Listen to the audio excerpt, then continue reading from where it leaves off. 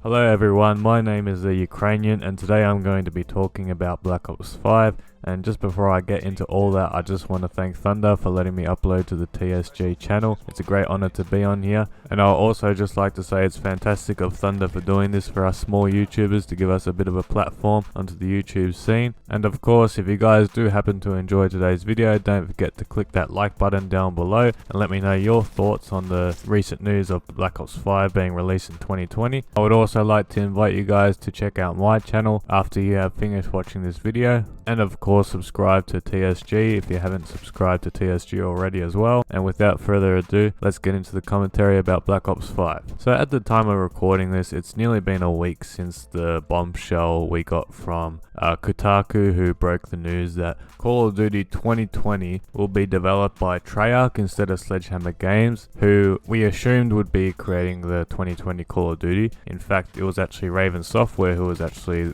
going to be the head developer for this one. But none of that really matters now because Treyarch is now the head developer for Call of Duty 2020, which means we are probably going to see Black Ops 5. And because of all this, we now have a 2-year development cycle for at least the next 2 Call of Duties, Black Ops 5 and Infinity Ward's game in 2021. Whatever that will be, because you have to assume that Infinity Ward will be releasing a Call of Duty in 2021 because Treyarch are not going to release 2 Call of Duties in a row. So what I want to talk about in today's video is what does this mean for Call of Duty in the future and what can we expect from Black Ops 5 in 2020. And I'm going to talk about whether this is a good thing or a bad thing. I'm going to go over a few points in that regard, and hopefully I can come to some conclusion that we can be hopeful that Black Ops 5 can be a good Call of Duty, something resembling Black Ops 2 back in the day, or even Black Ops 3.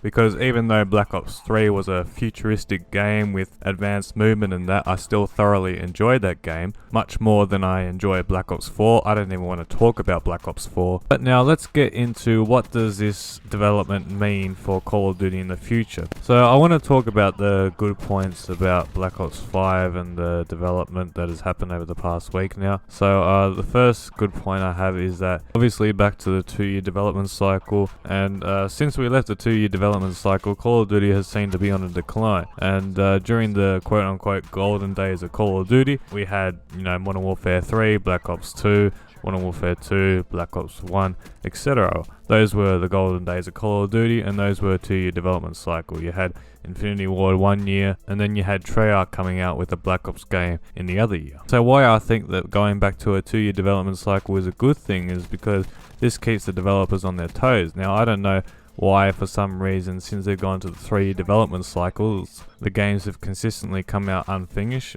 You look at Infinite Warfare, World War 2, Black Ops 4, there's 3 consistent games from 3 different studios that had 3-year development cycles that came out unfinished. And so maybe now that we're back to a 2-year development cycle, this will keep the studios on their toes, because for whatever reason, they've had more time to make games, and the games every year have come out more and more unfinished for whatever reason that is. And it seems as if that reason comes from inside the studios and Activision having conflicts about what the game should actually be, because as we have heard recently, Raven Software was meant to be the head developer for Call of Duty 2020 and Sledgehammer Games is the secondary developer, and those 2 studios were having a conflict, and that prompted Activision to intervene and say, look, Treyarch, you're going to be the head of this development because this game is not going to be finished because there's too much conflict between the studios. And so that is one example of a recent conflict within the studios for development of Call of Duty. And if you believe what happened last year in the development for Black Ops 4, there was also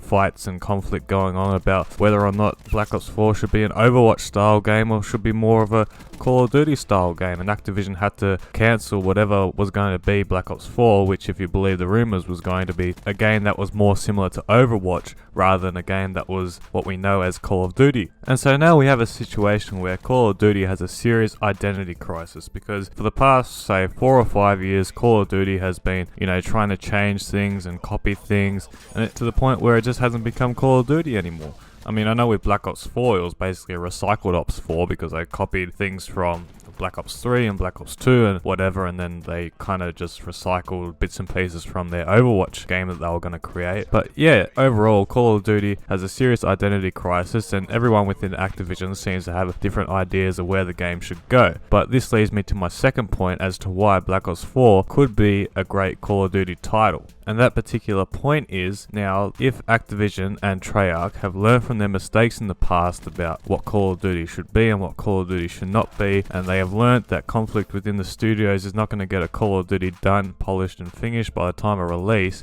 then hopefully Activision and Treyarch and everyone else involved can come together and say, look, let's just make a good Call of Duty with good guns, overpowered score streaks, good perks, good maps, not recycled maps, new good maps, say 16 to 18 maps for a release of Call of Duty, and free maps released throughout the year, no more season pass.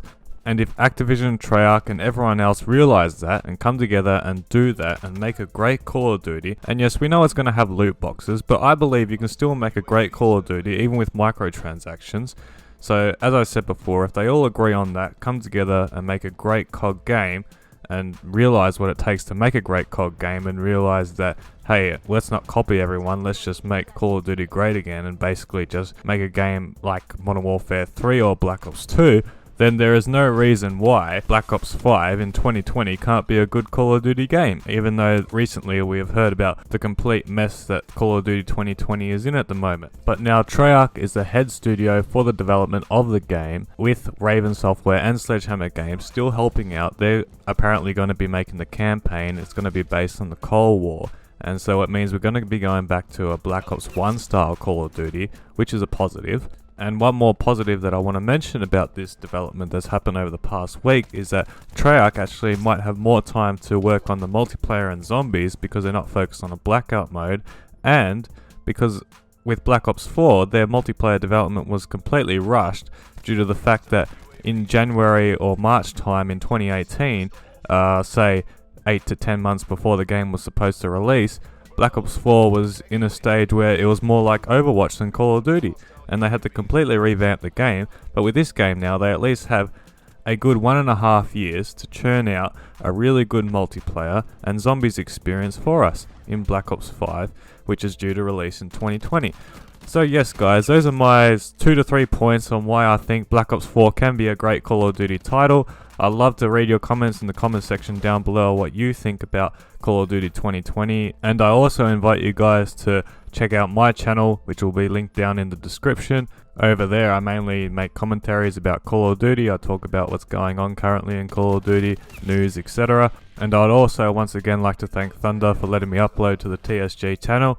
As I said before, it's a great pleasure to be on here. I thank everyone who has watched this video to the end, and I hope you guys have got something out of it and are feeling more positive for the Call of Duty 2020 release, and I hope you guys are excited for Modern Warfare 4 as well. And I'll wrap this video up here guys. Once again, thank you so much for watching the video. I hope all of you guys have a great day, night, whatever, and I hope to see you guys on another video.